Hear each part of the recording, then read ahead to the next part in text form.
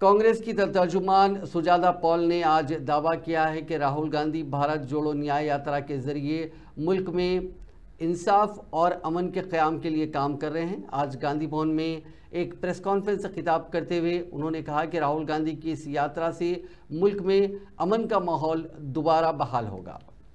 आज आपने सुना हमने क्या कहा।